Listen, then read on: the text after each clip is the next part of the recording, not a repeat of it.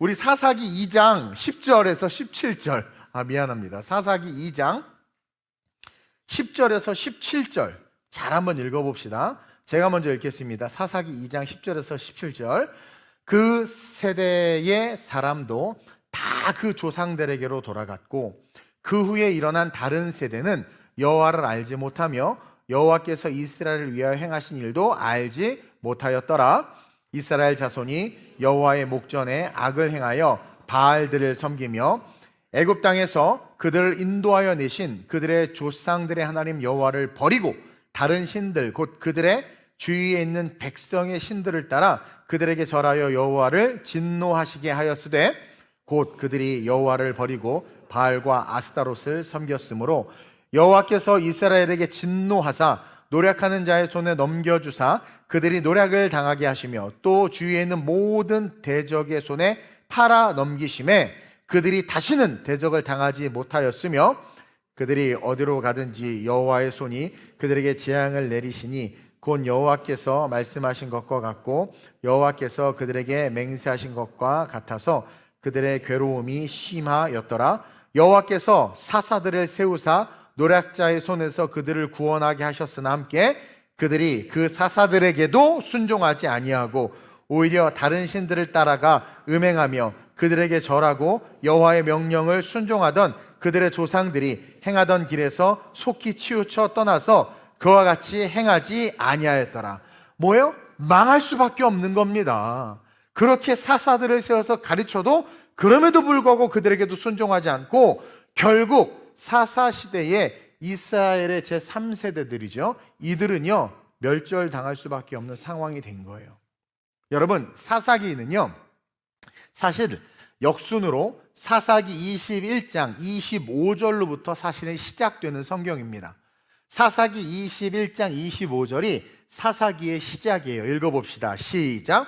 그때에 이스라엘에 왕이 없으므로 사람이 각기 자기의 소견에 옳은 대로 행하였더라 하면서 옳은 대로 행하였더라 하면서 풀어내고 있는 게 사사기예요. 사사기. 이 21장 25절을 보면 제일 먼저 뭐라고 나오냐면 그때에. 이게 사사기 맨 마지막 절 말씀이거든요. 그때에. 이 그때가 언제냐? 바로 여호수아가 죽고 사울왕이, 한번 읽어봅시다. 시작. 여호수아가 죽고 사울왕이 세워지기까지의 약 350년 350년 동안 이스라엘 왕이 없었잖아요. 사울왕이 세워지기까지 350년 동안 이들이 어떻게 살았는가? 자기 소견에 좋을 대로 행했대. 자, 자기 소견에 좋을 대로 행했던 이유가 뭐냐면 둘째로 왕이 없었다라는 거야. 왕이. 다시 말하면 하나님의 통치를 거부했다. 그때에 350년 동안 이스라엘의 왕이 없으므로 하나님의 통치를 이들이 거부함으로 어떻게 살았다? 자기 소견의 옳음대로. 시작.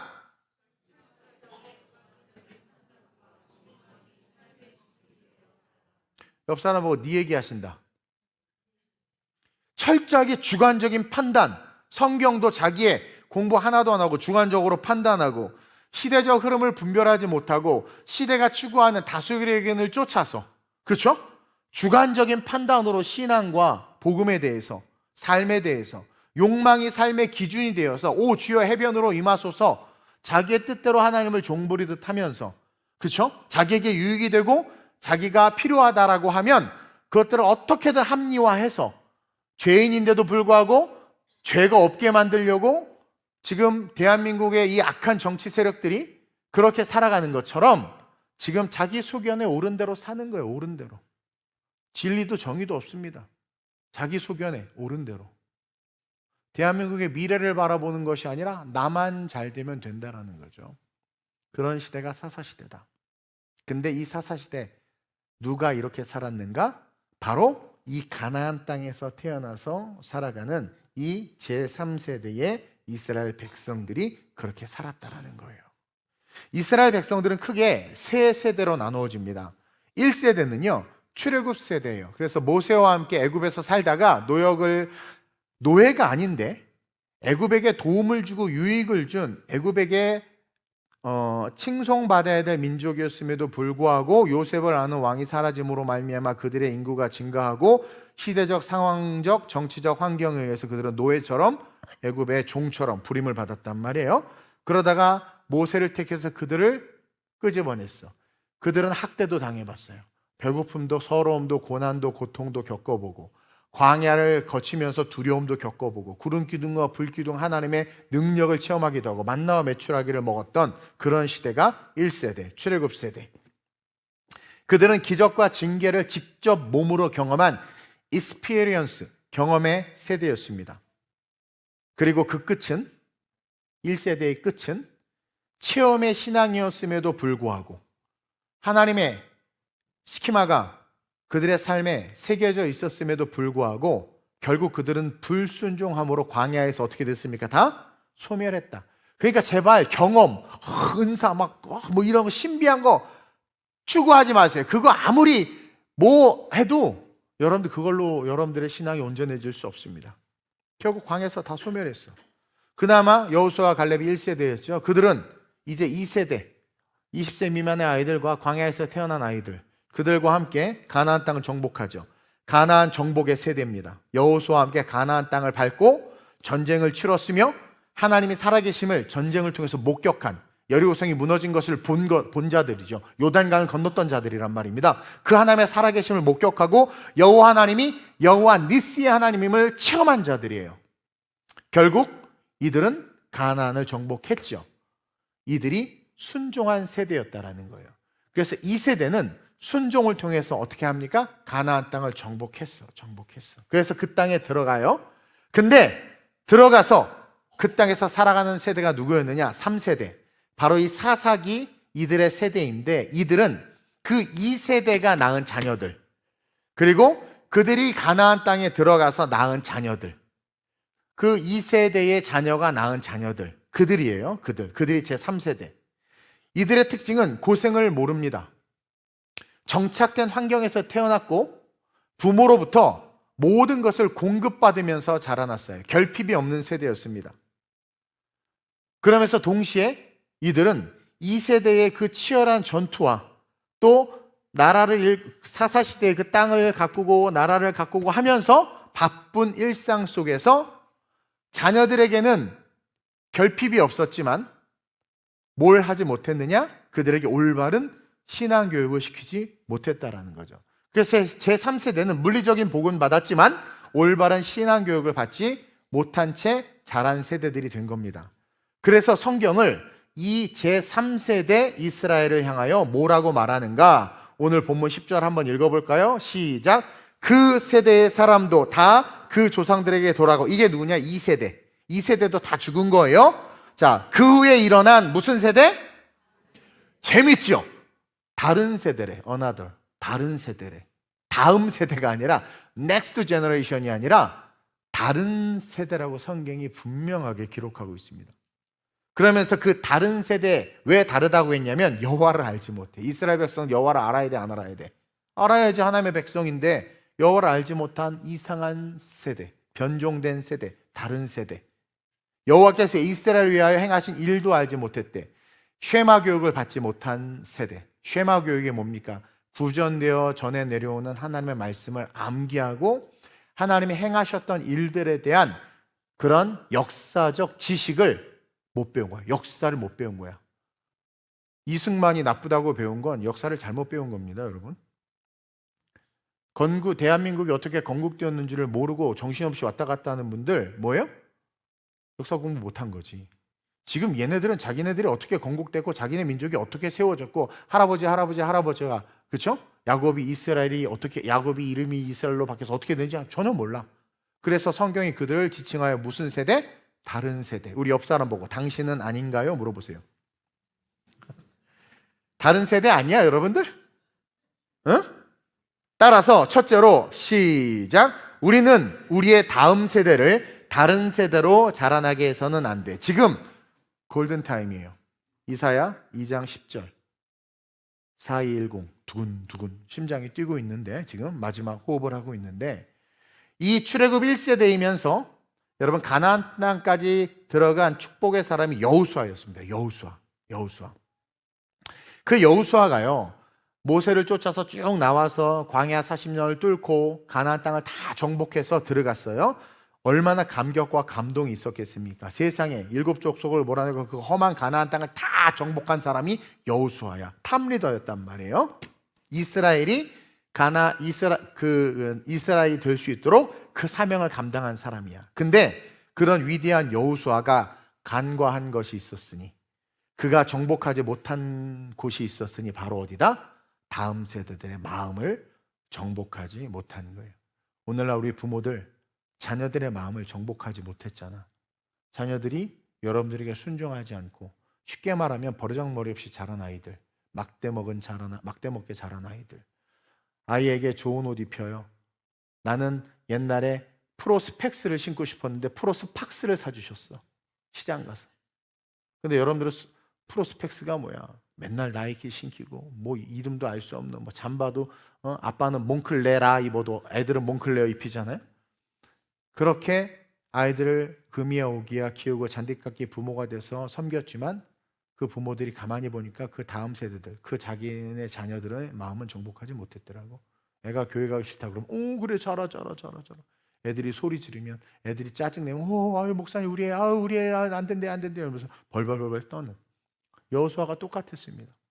그 위대하고 험난한 갈렙은 그 마지막 헤브론 땅까지, 그 절벽과 같은 그 험한 땅까지도 다 정복하고 다 승리를 했지만, 자기네들의 자녀들, 그 다음 세대들, 결국 그들이 다른 세대가 되게끔 그들의 마음을 정복하지 못했다. 결국 그들의 마음을 정복하지 못한 채 가나안 땅에서, 어떻게 보면 축복의 땅이죠, 그곳에서 자라난 그들은 결국 이스라엘의 신앙을 계승하며 하나님의 영광을 위한 다음 세대가 된 게 아니라 오늘 성경이 우리에게 고발하고 있듯이 완전히 다른 세대가 되어버렸다. 그들이 왜 다른 세대가 되었는가? 우리는 성경을 통해서 배워야 됩니다. 그리고 그것을 우리의 삶에 있어서 해결해야 돼요. 첫째로 그들에게는 경험의 결핍이 있었다라는 거예요. 그래서 이 시대의 우리 부모들은 우리 아이들에게 신앙 경험을 반드시 시켜야 됩니다. 그래서 제가 Education Mission for Global Leader 프로그램을 통해서 우리 애들을 데리고 유럽을 밟고 유럽 땅을 거니면서 가르치는 거예요. 그런 것들 여러분들 항공료 고 아깝다고 그냥 그거 여러분들 가방 막 팍팍 긁어대면서 애들 안 보내고 그러지 마세요. 그런 데를 보내야지. 캠프 우리 위안 집사님하고 다 우리가 멋지게 준비하는데 되게 싸거든요, 사실은. 근데도 불구하고 비싸 그러면서 안 보내는 거, 여러분 그들에게 있어서 여러분들이 경험의 결핍을 주고 있는 겁니다. 그들은요 홍해를 건너거나 여리고를 무너뜨리는 경험을 하지 못했습니다. 구경조차 못했어요. 신앙이 그들에게는 사건이 아니라 지식이 되어버렸고 그냥 하나의 스토리, 이야기가 되어버렸습니다.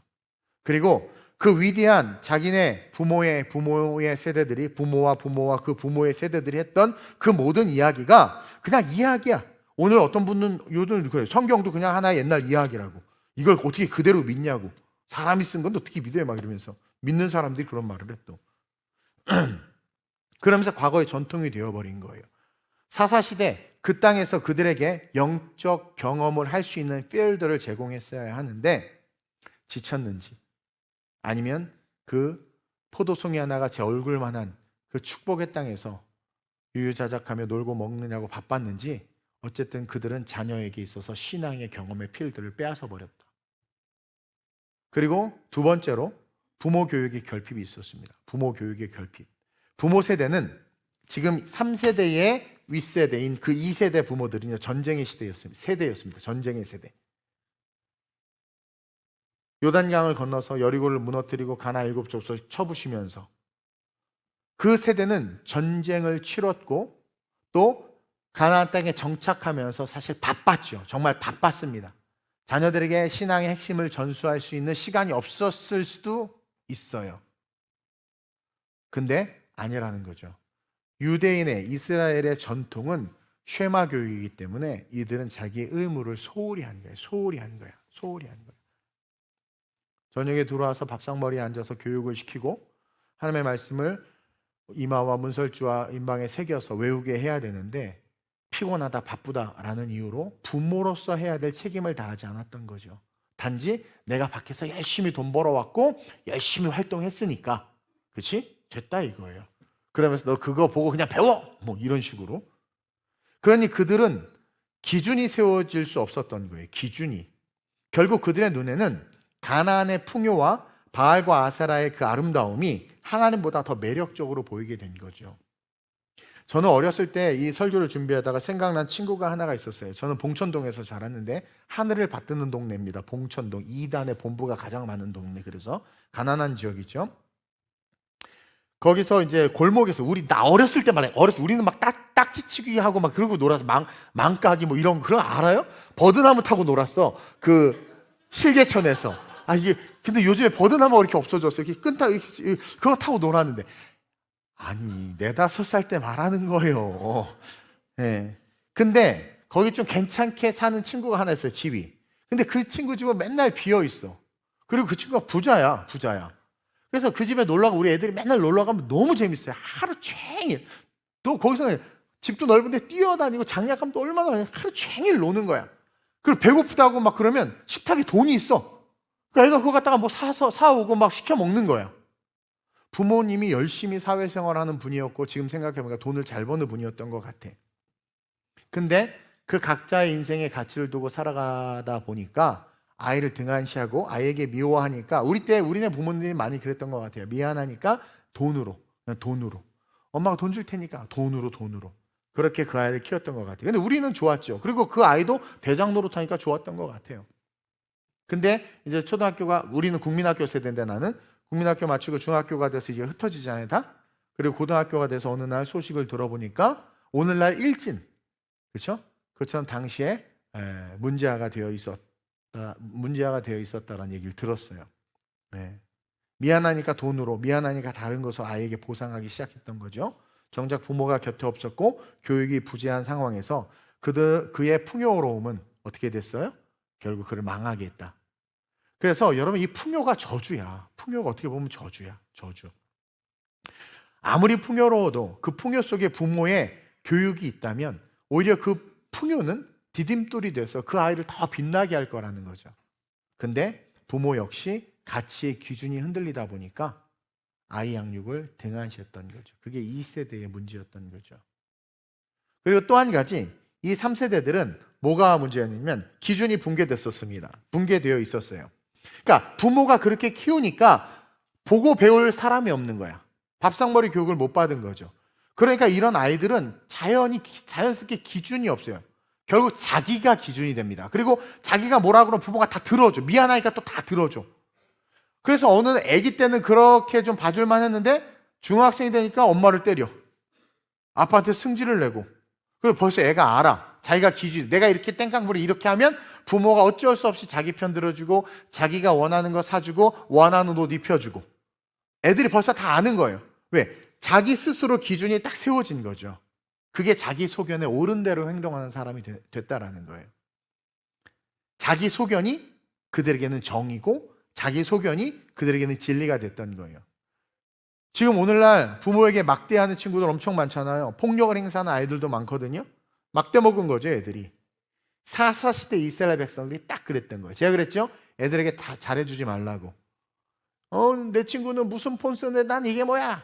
그러면 두들겨 패야 돼. 여기다 짱돌 하나 갖다 놓고 성경에 가르친 대로. 이게 결핍에 대해서 알고 결핍에 대해서 배울 수 있게 해야 돼요. 부모 교육을 온전히 할 수 있어야 된다는 거죠. 이스라엘 사사시대 백성들이 딱 그랬어요. 오늘 서두 언급했던 21장 25절에서 그때 이스라엘의 왕이 없으므로, 이건 다른 말로 말하면 부모조차 이 아이들에게 기준이 돼주지 못했다라는 거예요. 왕이 없어도 가정의 왕은 부모잖아요. 근데 부모조차도 아이에게 기준이 되지 못해서 사람이 각기 자기 소견에 옳은 대로 행하였더라. 그렇게 자라난 거예요. 결국 뭡니까? 자기가 350년간 왕이 됐고 자기 눈에 보이는 대로 욕망과 욕심이 주인이 돼서 살아가게 된 거예요. 이런 정치인들 많잖아요. 요즘에 자기가 왕이 돼서 법까지도 막 바꿔버리고 자기가 왕이 돼서 자기 뜻대로 막. 그래서 결국 이 사사시대는 망했다. 이것을 잘 우리가 점검한 상태에서 이제 둘째로 시작. 이제 분석했으니까 이 다음 세대가 다른 세대로 자라나게 하지 않기 위해서 지금이 골든타임입니다. 이 골든타임을 놓치지 맙시다. 자, 저는 지금이 우리 다음 세대를 다른 세대가 되지 않게 하기 위해서 오히려 다음 세대를 다시 광야의 세대, 능력의 세대로 만들 수 있는 골든타임이 지금 이 대한민국의 현실이라고 생각이 들어요. 외적으로는 전쟁과 그동안 한동안 들리지 않았던 전쟁의 소식, 계시록에 마지막 때 나와 있는 것처럼 전쟁의 소식이 들리고, 또 대한민국의 상황 속에서 보니까 정치적 극렬한 대립들, 온갖 스스로가 정의가 되고 진리가 돼서 떠드는 노이즈들, 그리고 경제적 위기, 이런 것들, 그리고 잘 부모에 의해서 불편 없이 잘 자라던 아이들이 이제 불편해지기 시작하고 막 같이 혼돈이 오고, 지금 이런 시대란 말이에요. 한마디로 지금 위기의 시대인데, 저는 지금의 이 시대가 지금 이 상황이 우리 아이들을 변화시키고 능력의 세대로 바꿀 수 있는 골든타임이다. 오늘 본문 10절은 그냥 한마디로 영적 심정지 상태. 딱 지금 죽기 일보 직전. 죽었어. 작금의 대한민국 교회와 그 교회에서 자라고 있는 다음 세대들 보세요. 거의 영적으로 심정지 상태, 방치되고 있습니다. 감사하게도 우리 교회는 애기들이 막 너무 많이 태어나가지고 막 장소가 부족할 판인데, 대부분의 교회 학교 아이들 없어요. 제가 그랬죠. 송파의 대형교회 성도가 2,000명 되는데 중고등부 애들이 전부가 30명밖에 안 돼. 그리고 더 문제가 뭐냐면, 어느 정도 교회가 되면은요, 예를 들어서 수련회다 뭐다 하잖아요. 근데 교회에서 어떤 방침이냐면, 중고등부에 어떤 방침을 내리냐면, 아이들 중간고사나 기말고사 기간에는 예배가 없어. 그리고 방송실 조용히 하세요. 그리고 아이들이 이제 컨디션이 있잖아요. 그러니까 어쨌든 교회는 가야 되니까 오는데 학원에 가야 돼. 이따 끝나고 또 그러니까 애들이 피곤하고 교회에서 자. 그러니까 전도사님이 뭐라는 줄 아세요? 담임 목사 그래. 교역자한테 자는 애들 깨우지 마. 예배 때인데. 그럼 전도사는 그냥 앵무새야 서서 하나님 애들은 자. 깨우면 깨우고 지랄이야. 이래 애들이. 그럼 어떻게 해야 된다? 머리를 다 뽑아버려야 돼. 그런 애들은. 그래서 한마디 해 이제 선생님이나 교역자가, 아니 너 임마 예배 때 전부 그런 말 하면 돼? 아빠한테 일러. 아빠가 또 장로님이네? 잘려. 그 다음날 그 전도사님이 안 보여. 이게 교회입니까 여러분? 제가 좀 오버해서 오버한 부분도 없지 않아 있지만, 여러분 비슷한 일이 엄청나게 많이 일어나고 있습니다. 정말 엄청나게 많이 일어나고 있습니다. 이 월십 서비스는 하나님 앞에 하는 서비스인데, 어느 순간 이 월십 서비스가 인간에게 하는 서비스가 돼버렸어. 내가 우리 아이 때문에 바람이 갑자기 서비스 이렇게 바뀌었네.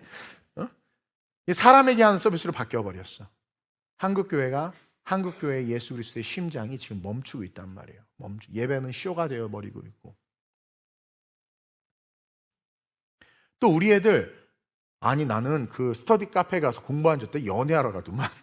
나 깜짝 놀랐어. 우리가 교역자들 제주도에 우리 뭐 하러 갔지 제주도에? 교역자 세미나 갔을 때 회의, 지성전 담당자들하고 회의하려고 영상 있는 데 가려고 이제 그런 걸 빌렸어요. 거기 그런 룸이 있더라고. 야, 다 연애질하고 앉아있어. 와, 깜짝 놀랐어. 제주도에서도 연애하는데 서울에서 오죽하겠어요? 와. 그리고 요즘에 여러분 그 쇼츠 같은 거 봐봐. 와. 아니 나는 그 새 좋아한다고 그랬잖아요. 어느 날 그 백팩이 관심이 생겨서 몇 번 봤거든? 그 다음부터 계속 백팩만 나와. 얘가 나를 사게 만들어. 또 예를 들어서 뭐 재밌는 인공지능이 있어 보면 계속 그것만 나와. 그러니까 여러분들의 자녀들의 유튜브 리스트를 봐. 그게 걔의 관심사고 꽂혀 있는 거야. 음모론 좋아하는 사람은 막 음모론만 나오죠. 막. 게임 같은 거에 노출되다 보니까 통제력을 잃어버리잖아요. 그렇죠? 그리고 전두엽이 다 망가져서 사고를 못해. 감정이 없어. 그러니까 칼로 사람 푹 찌르고 데이트 폭력을 하고. 완전 지금 영적 심정지 상태야. 근데 교회 다니는데. 교회 다니는 커플이 데이트를 하다가 여자친구와 헤어지자고 하니까 교회 다니는 형제가 데이트 폭력을 하는 시대. 무슨 얘기를 해야 놀라? 별로 놀라지를 않네? 야, 다 겪었나? 그런 시대란 말이에요. 그러면 이 시대를 정화할 수 있는 건 교회밖에 없거든. 교회에서 가르쳐야 돼. 교회에서 올바로 가르쳐야 되는데 지금은 교회도 못 가르쳐. 올바른 말을 못해. 그리고 성경적으로 이야기하고 성경적 세계관을 가지고 말하면 꼰대래. 이게 무서운 시대가 돼버린 거예요. 옳고 그름의 문제가 흔들리기 시작하고 교회 안에 아노미 현상이 팽배해지는 거죠. 그리고 결국 교회가 성도들과 아이들에게 비율을 맞춰. 이게 말이 됩니까? 부모들도 그걸 요구하고. 그러니 여러분, 우리 다음 세대가 지금 잘 자라날 수 있겠습니까? 다음 세대들이. 그래도 우리 청소년 캠프할 때 이번에 1200명 모였을 때 와, 애들 제가 설교할 때 강단으로 올라온 거 봐봐. 감동이야. 그래도 그렇게 귀하게 자라는 애들이 있어. 얼마나 감사한지. 얼마나 감사한지. 근데도 불구하고 요즘에 교회가, 목회자들이 성도들을 무서워해. 정말 큰일입니다. 따라서 이 상황에서, 이 골든타임의 상황에서 그럼 어떻게 우리가 대처해야 되느냐? 실천 방향인데, 첫째로 시작. 부모가 자녀에게 살아있는 하나님을 목격하게 해야 돼. 어쩔 수 없어. 부모가 해야 돼. 부모가. 우리 엄마 아빠의 모습을 보면서 하나님이 진짜 살아계시는구나를 아이들에게 익스피리언스, 경험을 시킬 수 있어야 돼요. 지금 이 골든타임. 자, 부모가 하나님이 살아있다라는 온전한 믿음을 가지고 신앙생활을 한다면 그 신앙생활하는 모습이 가정에서 보이겠죠.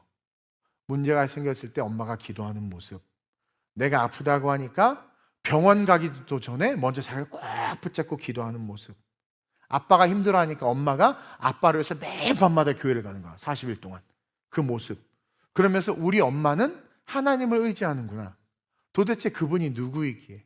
살아있는 하나님인 거죠. 그러면서 동시에 교회 교육이 성경적으로 잘 가는 거예요. 그 아이에게. 그럼 어떻게 됩니까?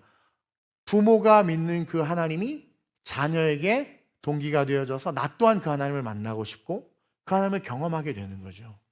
그러면서 그 아이가 경험의 결핍이 채워지는 거지. 그리고 오늘날 구독 시대. 난 요즘에 무슨 요즘에는 아래 한글이나 워드 프로세스 뭐 이런 것도 다 구독하나 봐. 그때 살 걸. 뭐 계속 구독하라고 그래. 돈도 없는데. 구독 시스템으로 다 바뀌었어. 여러분, 신앙은 구독이 아니라 참여가 되게 해야 돼요. 참여.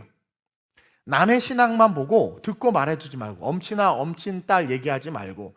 그리고 저는요, 신앙서적 읽는 거 좋다고 생각을 하는데요, 여러분, 신앙서적을 읽으면 침체된 우리의 마음이, 심령이 뜨거워지기도 하고 우리의 신앙이 어느 정도 부스트업 되기도 합니다. 그러나 그건 진리가 아닙니다. 남의 신앙이지. 그리고 그 신앙, 나도 조지 뮬러처럼 11조를 해서 뭐 그러지 마세요. 그건 조지 뮬러의 인생이야. 네가 뮬러야? 아니잖아. 그것처럼 남의 신앙만 보고 듣고 말해주고 그것을 주입하지 말고, 여러분들의 자녀들이 신앙의 주인공이 될 수 있도록, 신앙에 참여할 수 있도록 부모들이 적극적으로 도와야 돼. 그냥 매일 좋아요만 누르게 하지 말고 그 아이가 직접 글을 쓰게 만들어야 돼. 책을 읽어주는 게 아니라 그 책의 필드, 현장으로 아이를 내보낼 수 있어야 돼. 그래서 여름이면 여러분들 아이들 필리핀으로 보내고 이탈리아로 보내고 독일로 보내는 거예요. 이제 제가 우리 청소년 애들 데리고, 그동안 청년 장년만 데리고 EMTS 했는데 이제는 내가 청년 장년은 안 데리고 가고 우리 중고등부 아이들만 데리고 EMTS 갈 거라고 했어요, 유럽에. 그럴 때 여러분들 그거 보내야 돼. 그거 보내야 돼. 여러분들 사고 싶은 옷 그렇게 많잖아. 아내들 엄청 많잖아.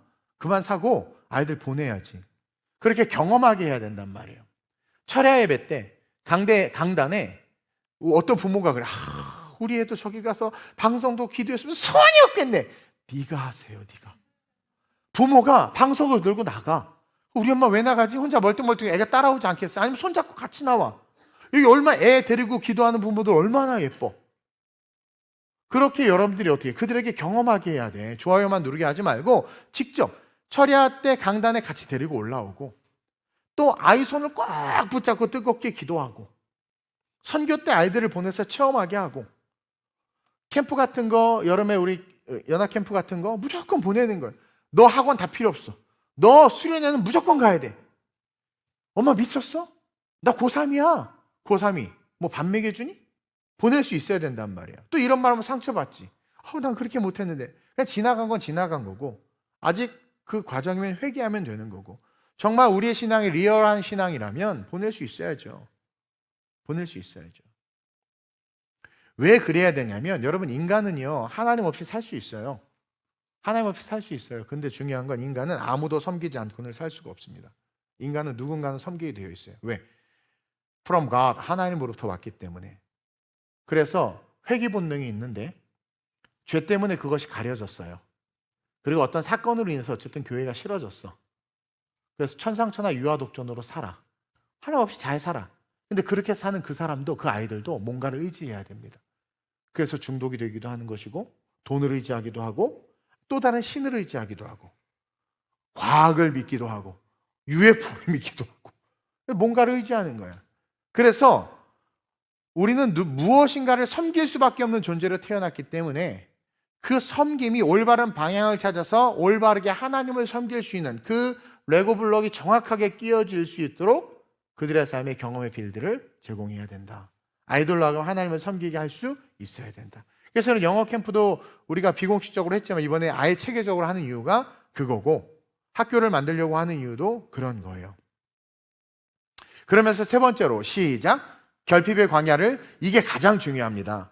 여호수아 세대는 광야에서 태어나서 결핍을 경험했어요. 그들은 결핍을 먹고 자랐습니다. 그러다 보니까 자연스럽게 하나님이 아니면 생존 자체가 불가능한 거예요. 제가 그 요르단 와디람에 가서 너무 좋죠. 뭐 사막인데. 근데 혼자 새벽에 사막에 추워 죽겠는데 가만히 있는데 생각을 해봤어. 와, 여기를 60만이 구름 기둥 불기둥 없이, 이거 하나님 없이는 그냥 죽는 거예요. 죽는 거. 광야 죽는 거예요. 그러니까 하나님 아니면 생존 자체가 불가능한 컨텍스트 속에서 그들이 살아갔단 말이에요. 그러니 하나님을 의지할 수밖에 없는 거야.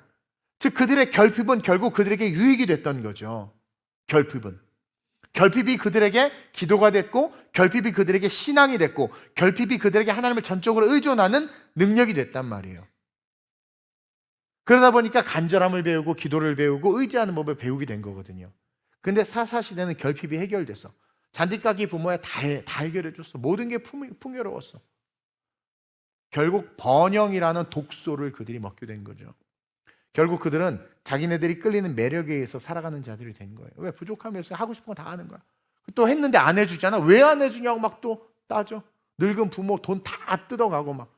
이게 완전히 다 전두엽 망가지고 양심 망가지고 뭐 다 망가진 거지. 따라서 우리 TGC, 우리 모든 부모들, 또 우리 교사들 꼭 기억하세요. 부모가 자녀에게 살아있는 하나님을 목격하게 해야 합니다. 부모의 신앙을 보고 아이들은요, 보고 배우게 돼 있어요. 정말 보고 배우게 돼 있어요. 그래서 아이들 보는 데서는 여러분들의 삶을 절제하고 자신 없으면 낳지를 말든가, 낳았으면 제대로 하시길 주님으로 축원드려요.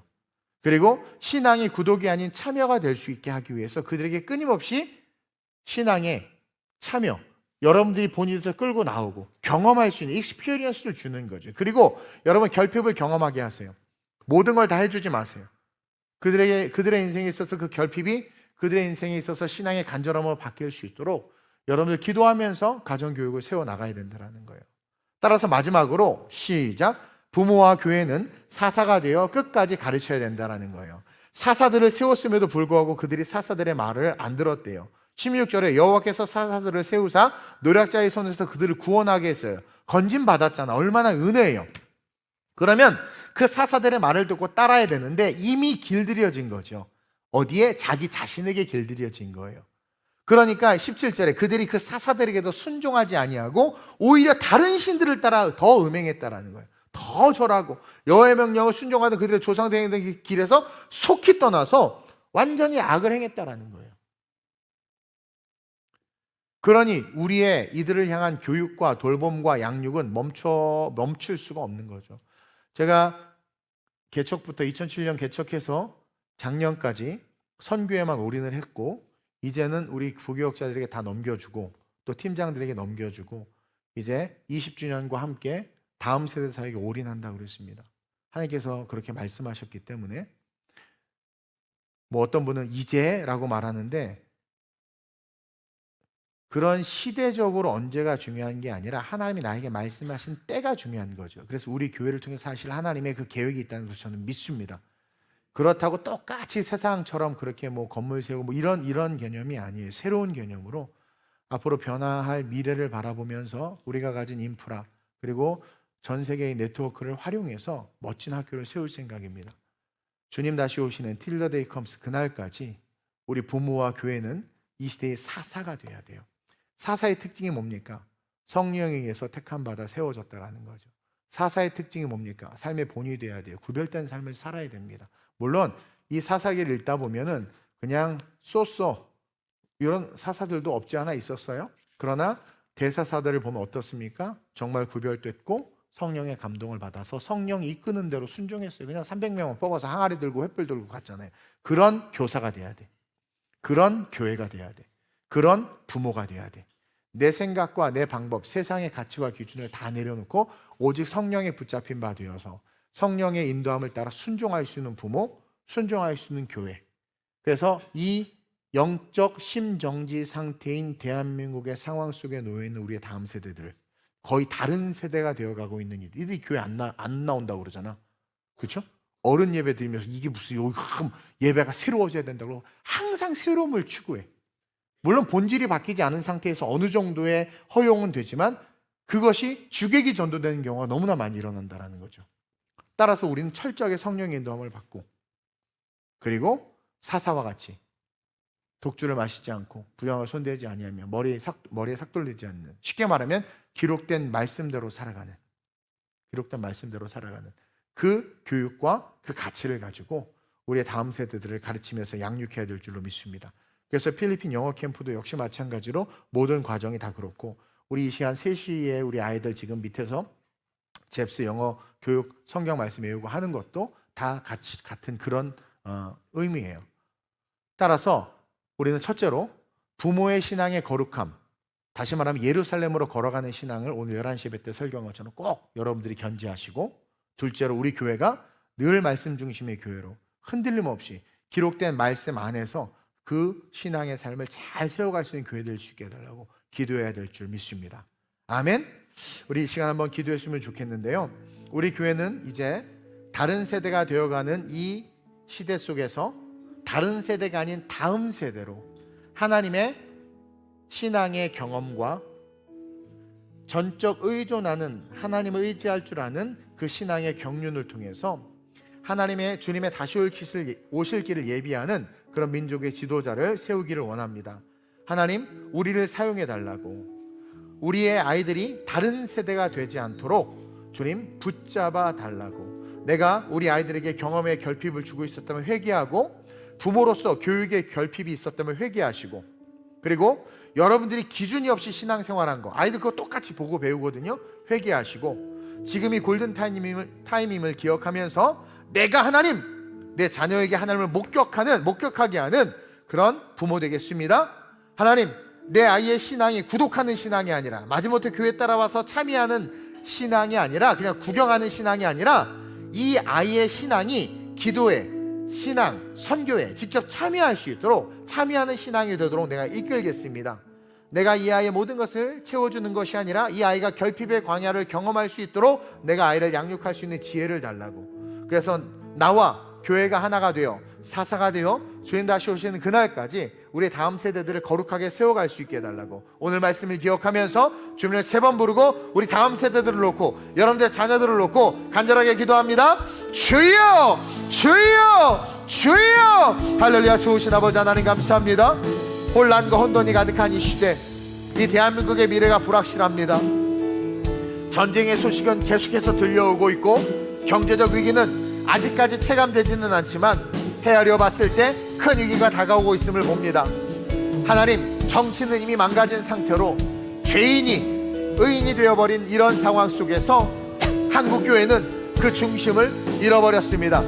가증한 것이 거룩한 제단에 서기 시작했고, 하나님의 말씀이 왜곡되어 선포되기 시작하며 번영주의, 혼합주의, 인본주의가 한국교회를 뒤흔들고 있습니다. 마지막 주님 오실 날이 얼마 남지 않은 이때임을 하나님 돌아봅니다. 주님 오셨을 때 나와 우리 자녀들 구원받아야 될 줄 믿습니다. 우리의 다음 세대들이 다른 세대가 되어서는 안 됩니다.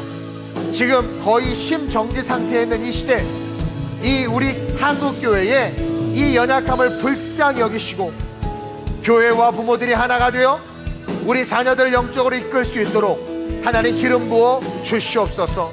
부모의 신앙이 본이 되게 하시고 부모를 통해 하나님을 경험한 우리의 자녀들 되게 하시며 그들의 아버지 하나님 경험을 교회와 부모가 채워줄 수 있도록 그들의 신앙이 구독의 신앙이 아닌 참여와 경험의 신앙이 될 수 있도록 한국교회가 깨어 다음 세대 양육의 방향을 바꾸게 하시고 세상 교육을 추구하고 따라가는 것이 아니라 철저하게 하나님 중심의 신앙교육으로 세상 가운데 빛과 소금으로 자라날 수 있는 아이들 될 수 있도록 양육하는 교회 될 수 있도록 주님이 끄시고 인도하여 주시옵소서. 우리 아이들이 결핍을 경험해야 합니다. 그래서 스스로 간절함을 가지고 요 앞에 기도할 줄 아는 실력과 능력을 갖춰야 합니다. 하나님, 신앙의 모든 예배와 성례와 또 부모와 함께하는 모든 영역 속에 신앙의 참여가 그들에게 경험과 실제가 되어야 됨을 믿습니다. 하나님, 종과 한국교회와 이 아름다운 우리 교회가 더 글로벌 처치가 꿈꾸는 모든 사역들이 이 어두워진 세상을 아름답게 변화시키는 쓰임받을 수 있도록 주님 사용해 주시고 우리를 통해 크고 놀라운 일들을 행하여 주시옵소서. 이번 필리핀 영어 캠프는 글로벌 리더를 키우기 위한 공식적인 커리큘럼 과정입니다. 이제 시작된 이 과정을 통해서 지속적으로 캠프에 참여하며 하나님의 은혜 속에서 지도자들이 배출되게 하시고 글로벌 리더십을 배우게 하시고 이어지는 학교 교육을 통해서 하나님 5대양 6대주를 필드 삼아 하나님의 영광을 위해서 일어서는 자들로 우리 아들 성장할 수 있도록 인도해 주옵소서. 돕는 자를 붙이시고 하나님의 물권과 인권을 허락하사 하나님의 뜻대로 이 일들이 세워질 수 있도록 역사해 주시옵소서. 아버지 하나님, 문제 있는 자녀들이 있습니다. 신앙 없는 자녀들이 있습니다. 부모들이 어찌해야 할 바를 알지 못하고 있습니다. 그러나 오늘 말씀을 통해서 깨달은 줄로 믿사오니 늦지 않았습니다. 다시 시작하면 됩니다. 두려워하지 말고 담대하게 기도하며 성령과 함께 우리의 다음 세대들을 주께 올려드릴 수 있도록 인도하여 주시옵소서. 할렐루야. 찬송과 존귀와 영광과 능력을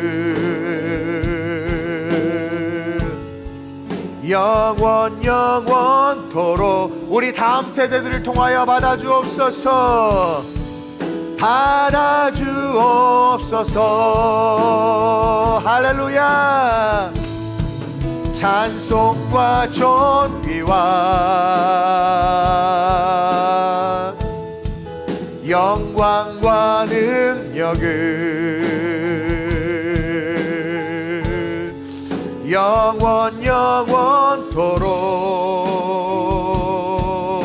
영원토록 받아주옵소서. 좋으신 아버지 하나님,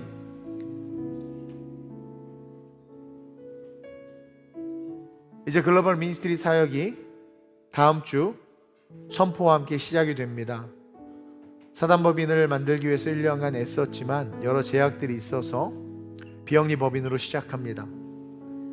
이제 그 글로벌 미니스트리를 통해서 학교가 세워지게 하시고 영어 캠프를 비롯한 하나님의 거룩한 지도자를 세우는 사역들이 시작될 때 우리의 시작은 미약할지라도 그것이 심히 창대해질 수밖에 없는 건 이를 시작하게 하신 이가 하나님이시기 때문임을 믿습니다. 사람과 인권과 물권을 허락하시고 무엇보다도 분명한 목적을 가지고 이 사역에 주님 오시는 그날까지 멈추지 않고 진행되게 하시며 우리의 다음 세대들이 정말 찬란하게 빛나는 민족과 열방의 지도를 세우는 역사가 나타날 수 있도록 주님 인도해 주시옵소서. 지금 골든타임입니다. 지금 하지 아니하면 늦습니다. 한국교회 성도가 1200만, 1000만, 800만, 600만, 500만으로 줄고 있습니다. 교회 학교는 처참하게 무너졌습니다. 인구 절벽입니다.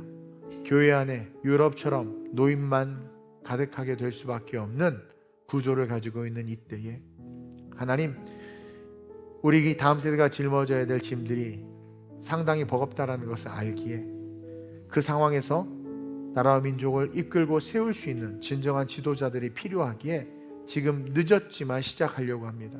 시작하게 하신 이가 하나님이시기에 열매 맺게 하실 줄로 믿사오니 모든 성도가 힘을 합쳐서 이 사역을 아름답게 일궈내게 하시고 우리 부모들 각성하여 깨어나 자녀 신앙교육이 지구상에서 가장 중요한 교육임을 기억하며 이를 위해서라면 시간과 물질 아끼지 아니하는 하나님 보시기에 아름다운 다른 세대를 만드는 부모가 아니라 그리스도 안에서 다음 세대, 넥스트 제너레이션, 하나님의 거룩한 리더를 세우는 일에 헌신하는 우리 모든 부모들, 우리 성도들 되게 해 주옵소서.